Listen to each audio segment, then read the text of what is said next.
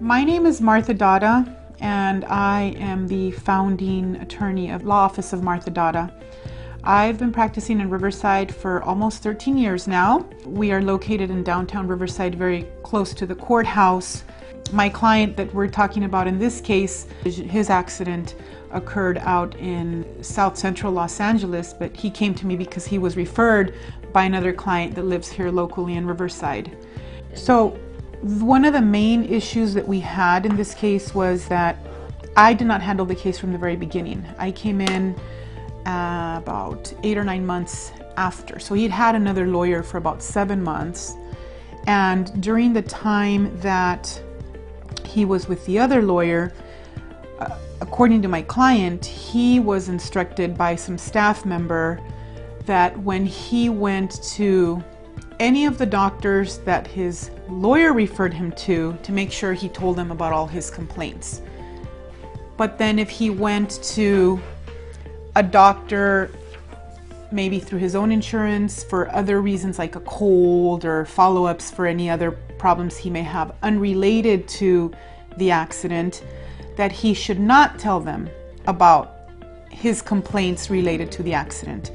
And so what compelled us to settle the case was that he was going to look like a liar. And that was one of the biggest obstacles that we had. Another obstacle we faced was that the former lawyer neglected to send out a spoliation of evidence letter to the facility where our client was injured. Never sent a letter indicating, do not destroy any evidence, do not destroy the surveillance footage, because there was surveillance footage of this incident. It was captured on video, but because this former lawyer neglected to send out that letter, at some point this footage just mysteriously disappeared. And so we didn't have that footage, and we were not going to have it for trial. And even though my client repeatedly told me they have footage, they told me they had footage. When I went back a few days later after I got out of the hospital, they told me they had seen the footage and that the footage showed, XYZ, how come now they don't have it? And because that letter was never sent in the initial stages, we were not going to prevail on having the judge instruct the jury on destruction of evidence. And so that was another challenge. Another challenge we had was that at some point last year, the facility was sent a notice of violation from the City of Los Angeles Building and Safety Department for not having the proper use permit, for not having the proper certificate of occupancy, and as a result of having to remedy that and applying for these proper permits, they had to reconfigure entire premises. So by the time that we retained our liability expert, our safety expert, there was no sense in sending him out to conduct a site inspection because the facility had been completely reconfigured, and never did the defense or the defendants inform us, hey, we have to comply with the City of Los Angeles, and so we need to reconfigure. Do you want to send someone out before we do all of this moving around and reconfiguration of the premises so that you can preserve what you need for your expert?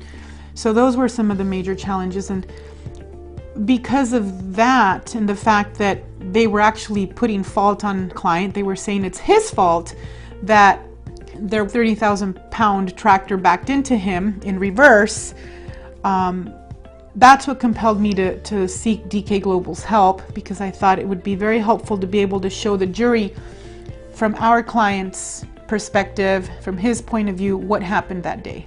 So DK Global worked very closely with us with the different photos, Google Earth images we sent, with the statements that I sent from our client of how it happened, and the deposition transcript where he clearly explained how he drove in, how he backed up, where he parked, what he did prior to getting crushed, where he was standing, what he was doing when he heard this loud roaring noise and then was crushed.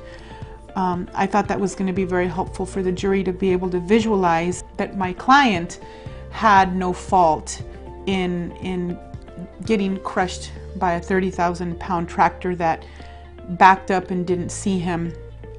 Pre-trial motions started on a Wednesday, and we went through all the motions in limine. I believe we had about 11 motions in limine, and the defense had about 8 motions in limine.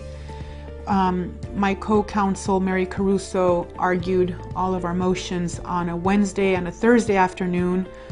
We recessed and were ordered to return on a Monday morning, at which time the jury was going to be ready for us to begin jury selection.